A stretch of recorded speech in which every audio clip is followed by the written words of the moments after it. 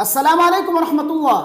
نماز کی دوسری رکعت اور چوتھی رکعت میں جب ہم قاعدے میں بیٹھتے ہیں، تشہد میں بیٹھتے ہیں، تو آپ نے بعض لوگوں کو دیکھا ہوگا کہ یوں انگلی کو اٹھا کر اشارہ کرتے ہیں۔ تو یہ انگلی اٹھا کر اشارہ کرنا کیسا ہے؟ کیا نبی کریم صلی اللہ علیہ وسلم سے ثابت ہے؟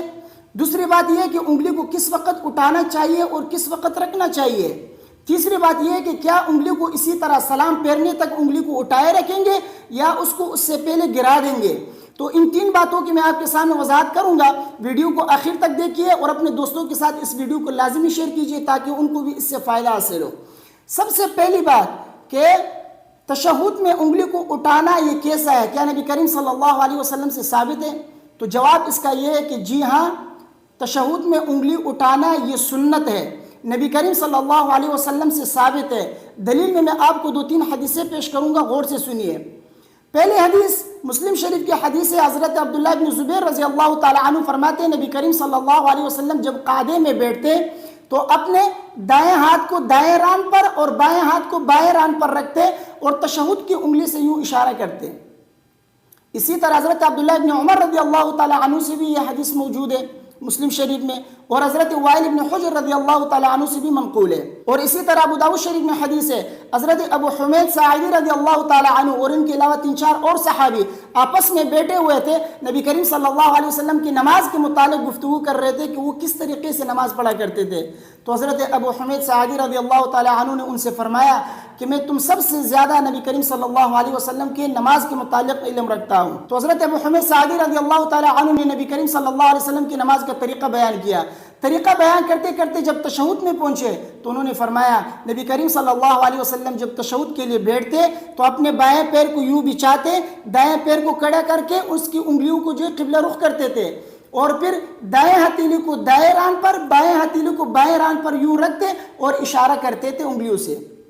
تو ان احادیث سے یہ ثابت ہوتا ہے کہ نبی کریم صلی اللہ علیہ وسلم نے تشہد میں انگلی سے اشارہ فرمایا ہے۔ تو معلوم ہوا کہ تشہد میں انگلی کا اٹھانا یہ سنت ہے۔ اب آتے ہیں دوسری بات کی طرف کہ انگلی کس وقت اٹھانا چاہیے اور کس وقت رکھنا چاہیے۔ تو احادیث سے یہ معلوم نہیں ہوتا کہ نبی کریم صلی اللہ علیہ وسلم نے کس وقت انگلی اٹھایا کس وقت رکھا، بس صرف حدیث سے اتنا ثابت ہے کہ نبی کریم صلی اللہ علیہ وسلم نے انگلی سے اشارہ فرمایا ہے، لیکن یہ معلوم نہیں ہوتا کہ کس وقت انگلی اٹھایا اور کس وقت نبی کریم صلی اللہ علیہ وسلم نے انگلی گرایا ہے۔ البتہ فقہ کی کتابوں سے معلوم ہوتا ہے، فقہاء کرام فرماتے ہیں کہ جب آپ اشہد اللہ الہ کہیں یعنی لا الہ کہیں تو انگلی اٹھائے اور الا اللہ پر جو ہے انگلی رکھ دے، کیونکہ انگلی اٹھانا یہ نفی کا اشارہ ہے اور انگلی رکھنا یہ اس بات کی طرف اشارہ ہے۔ تو جب آپ لا الہ کہتے ہیں، زبان سے معبود ہونے کی نفی کرتے ہیں کہ کوئی معبود نہیں ہے، تو جب آپ زبان سے لا الہ کہہ کر معبود ہونے کی نفی کریں تو اسی وقت انگلی سے بھی جو ہے آپ اشارہ کر کے معبود ہونے کی نفی کریں، تاکہ قول اور فعل یہ دونوں جمع ہو جائے نفی ہونے میں۔ یعنی زبان سے بھی آپ نے نفی کی اور انگلی سے بھی آپ نے اشارہ کر کے نفی کی کہ کوئی معبود نہیں۔ اور جب آپ نے الا اللہ کہہ کر اللہ کے معبود ہونے کو آپ نے ثابت کیا تو انگلی کو بھی جو ہے بٹا کر، انگلی کو گرا کر آپ اللہ کے معبود ہونے کو ثابت کرے، یعنی قول اور فعل دونوں سے اللہ کے لیے الوہیت کو ثابت کرے۔ تو انگلی اٹھانا یہ نفی کی طرف اشارہ ہے اور انگلی رکھنا یہ اس بات کی طرف اشارہ ہے۔ تو خلاصہ یہ ہے کہ لا الہ پر آپ انگلی اٹھائیں گے اور الا اللہ پر جو ہے آپ انگلی رکھ دیں گے۔ تو اب آتے ہیں تیسری بات کی طرف کہ کیا سلام پھیرنے تک انگلی کو اسی طرح اٹھائے رکھیں گے یا اس کو گرا دیں گے؟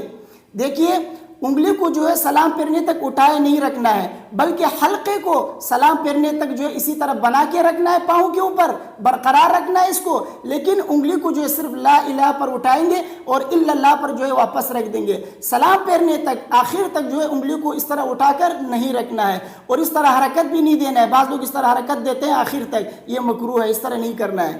تو یہ چند باتیں تھیں جو میں نے آپ کے سامنے بیان کی، مجھے امید ہے میری باتیں آپ کے سمجھ میں آ گئی ہوں گی۔ ویڈیو کو اپنے دوستوں کے ساتھ لازمی شیئر کیجیے گا، مجھے اپنی دعاؤں میں یاد رکھیے۔ السلام علیکم ورحمۃ اللہ۔